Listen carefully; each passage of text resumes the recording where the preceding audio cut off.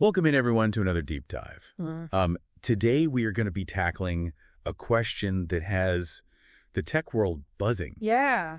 Can Apple, the reigning champion of market cap, Right. hold on to its crown? Mm. We're basing this exploration on a recent article from The Motley Fool, Okay. aptly titled, Mm-hmm. Apple Will Probably Lose Its Market Cap Crown in 2025, Wow. published just last week on February 4th.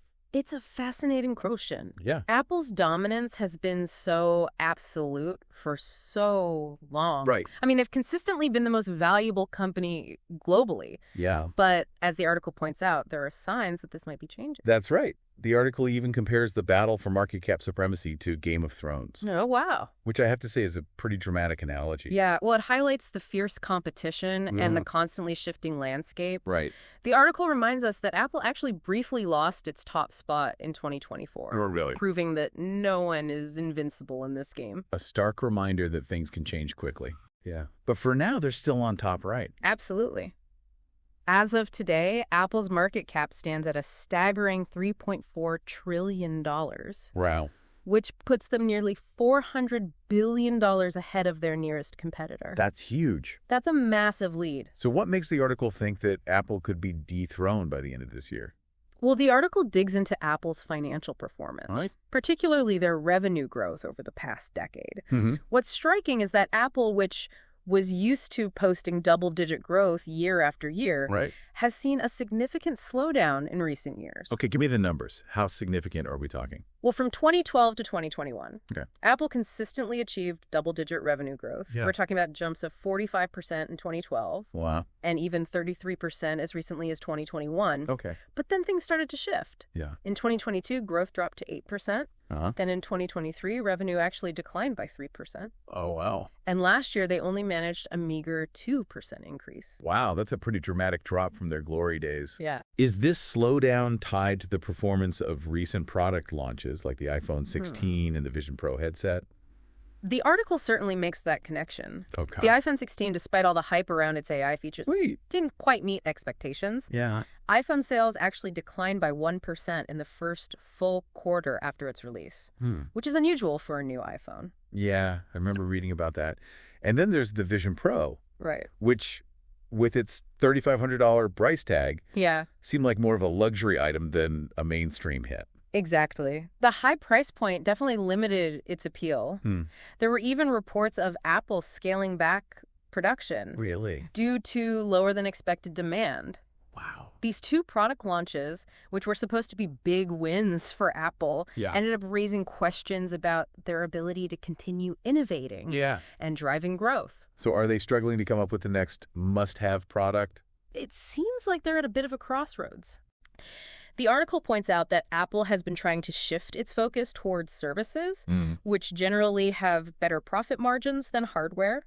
Yeah. But even their earnings growth from services has been relatively modest Right. over the past 3 years, averaging just a 2.4% All right. compound annual growth rate. Wait, can you break that down for me a bit? Sure. What does compound annual growth rate mean? Yeah, And why is 2.4% considered modest in this case? sure. The compound annual growth rate, or CAGR, Okay. is essentially a measure of the average annual growth rate over a specific period of time, Okay. taking into account the compounding effect. Yep. In this case, 2.4% growth in earnings from services is considered modest because it's barely keeping up with inflation. So even though their services segment is growing, Right. it's not growing fast enough to make up for the slowing growth in hardware sales. Exactly. That's a tough spot to be in. And it brings us to a crucial point Okay. that the article emphasizes: Apple's historically high price-to-earnings ratio. I've heard that term before, Yeah, but I'm not entirely sure what it means. sure. Can you explain it in a way that even I can understand? Of course. The price-to-earnings ratio, or PE ratio, Right. is essentially a way to measure how much investors are willing to pay for each dollar of a company's earnings. Okay. A high PE ratio, like Apple's, Yeah. generally indicates that investors are optimistic about the company's future growth prospects. Right. They're willing to pay a premium for the stock Yeah. because they believe the company will continue to generate strong earnings. So a high PE ratio is a good thing, right? It can be, Okay. but it also puts pressure on the company Uh-huh. to deliver on those expectations. If Apple can't maintain a high growth rate, Right. its PE ratio could start to decline, and that could lead to a drop in its stock price. So basically, they need to keep innovating and coming up with exciting new products to justify their high valuation in the eyes of investors. That's the key takeaway here. Okay. The article's conclusion is that Apple needs a new hit product, a game changer, Right. to maintain its current position at the top. Yeah. They need to recapture that innovative spirit that made them such a dominant force in the first place. I see. So they need another iPod, iPhone, or iPad moment. Right. Something that shakes up the market and gets everyone talking. Exactly. But what could that be? Where do they go from here? That's the million-dollar question, isn't it? The article does offer some potential avenues for Apple to explore. Okay. They mention the possibility of further integrating AI into future iPhone models. Okay. Perhaps the iPhone 17 will be the breakthrough everyone's been waiting for. That makes sense. AI is a hot topic right now, and Apple has already made some strides in that area. Yeah. But wouldn't they be playing catch-up to companies that are already heavily invested in AI? It's true that other companies have a head start. Right. But Apple has a history of taking existing technologies and refining them, making them more user-friendly and seamlessly integrated into their ecosystem. Yeah. Remember, they weren't the first to make a smartphone or a tablet, Right. but they revolutionized those markets with the iPhone and the iPad. Good point. Yeah. So they could potentially do the same with AI. Yeah. What about the Vision Pro? Yeah. Is there any hope for that product, or is it destined to be a niche device? The article suggests that Apple could make the Vision Pro more appealing by releasing more affordable models. Okay. Lowering the price barrier could make the technology accessible to a wider audience. Wouldn't that mean sacrificing some of the features that make the Vision Pro so advanced? Yeah. And would people even be interested in a less powerful version? That's a valid concern. It's a delicate balancing act. Right. They need to find a sweet spot Yep. where they can offer a compelling experience at a price point that makes sense for a larger market. Okay. But remember, this is Apple we're talking about. Right. They've surprised us before with their ability to create products that we didn't even know we needed. True. It's hard to bet against them. But beyond AI and the Vision Pro, what other areas could they explore for growth? Right. I mean, they've been talking about getting into the car market for years. Yeah. Is that ever going to happen? The automotive industry is a complex one, and breaking into it is a massive undertaking. Yeah.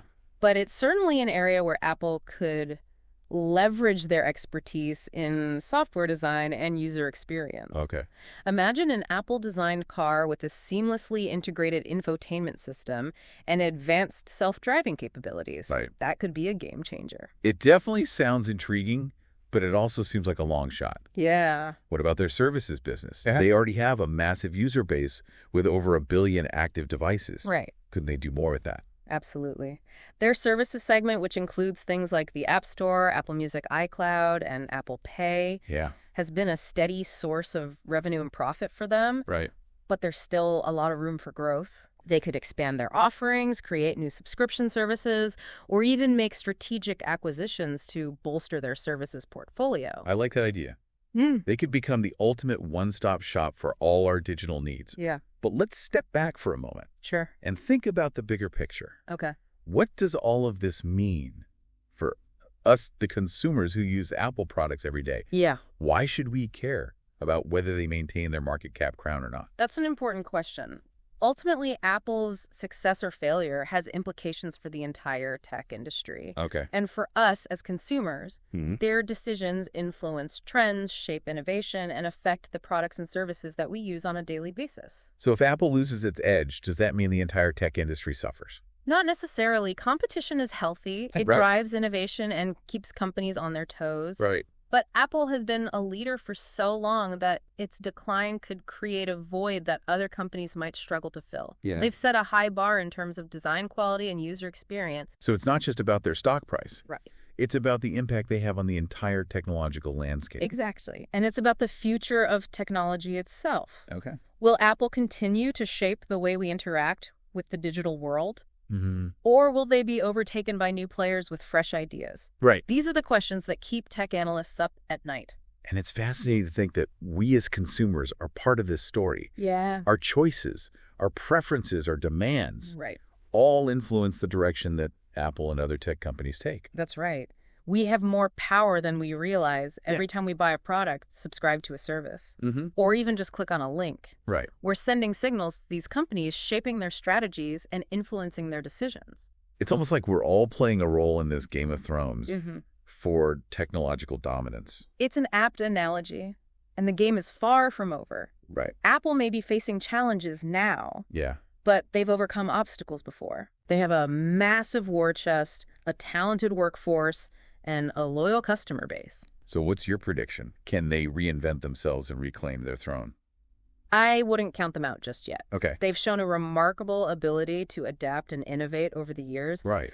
But they need to find that spark again, that next big thing that captures the imagination and pushes the boundaries of what's possible. Well, I, for one, am eager to see what they come up with next. Yeah. This has been a really insightful discussion. Thank you. It's given me a lot to think about. It's a fascinating time to be following the tech industry. The stakes are high, the competition is fierce, and the future is uncertain. And on that note, I think it's time to wrap up our deep dive into Apple's market cap crown. Okay. But before we go, we want to leave you with one final thought-provoking question. Given everything we've discussed, do you think Apple can truly innovate its way back to the top? What would it take for them to justify that sky-high price-to-earnings ratio in this rapidly changing tech landscape? That's the core challenge, isn't it? Apple's success has always been tied to products that capture the imagination, that create a sense of wonder and possibility.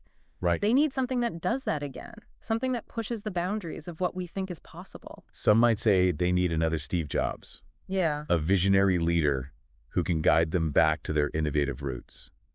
What do you think? It's tempting to think a single person could be the answer. Yeah. But maybe what Apple needs isn't a single individual, Okay. but a renewed commitment to that spirit of innovation, a willingness to take risks and challenge the status quo, a return to that philosophy of simplicity and elegance that made their products so iconic. It's like they need to rediscover their think different DNA, Exactly. not just try to chase the latest trends. Or perhaps they need to embrace the future wholeheartedly, diving headfirst into uncharted territory. Maybe it's the metaverse. Maybe it's a truly intuitive AI experience. Right. Or maybe it's something we haven't even imagined yet. The possibilities are endless, and that's what makes this so exciting. Yeah. Whatever path they choose, one thing's for sure. The world will be watching. And so will we. So keep your eyes peeled, your ears open, and your minds engaged, because the future of tech is being written right now. Right. And Apple is still a major player in that story. That's it for our deep dive into Apple's market cap crown. We hope this has given you some food for thought. Yeah. Some new perspectives on the tech landscape. Absolutely. And maybe even some inspiration to think differently about the future. As always, we encourage you to keep learning, keep questioning, Right. and keep exploring the ever-evolving world of technology. Until next time.